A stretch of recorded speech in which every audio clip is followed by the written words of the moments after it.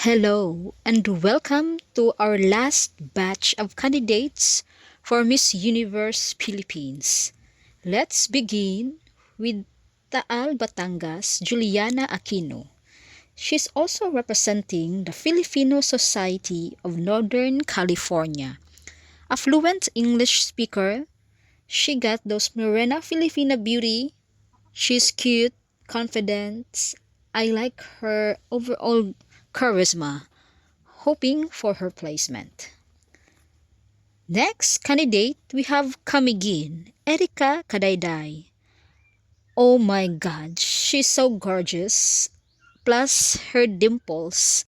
It's adding another spiciness in her looks. She's stunning. I like her confidence. She's tall. And I feel for her placement. She's one of my favorites. We have Ilocos Norte, Charis Kakayorin, representing the Filipino Society of Hawaii. She is a graduate of Human Development, Family and Studies, and she's a Morena Filipina. I wish for her success and hoping for her inclusion. We have Sarangani Nicole Cruz. She's representing also the Filipino Society of West Asia. She got those slim body, that stunning look, a 100% Filipina. I like her smile. Let's talk in her slimness in her body. She got it and hoping she will double up in her performances.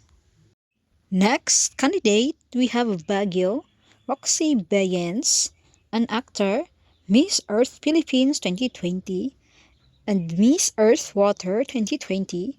She's fresh, pampered, she's stunning, breathtaking. I really like her. Another candidate, we have Santo Tomas La Union, Rachel Hannah Guzom, representing also the Filipino Society of Seattle, Washington. She's pretty, energetic, and she's confident. And I'd like this lovely woman to level up so that she can have a placement at the semi-final. Next up, we have La Union, Bea Milan Windorsky, a Filipina-American beauty. She's Miss Earth Water 2024, stands 5'11 tall. Well, I also wish for her success at the Miss Universe Philippines competition. And the last, we have Bacoor, Felicia Aldana, a Bachelor of Arts in Communications graduate, cum laude, a Morena Filipina, and Mala Miriam Kembao ang kanyang dating. Hopefully, she will snatch a placement. So that's it, my friends. Thank you so much for watching in my short video.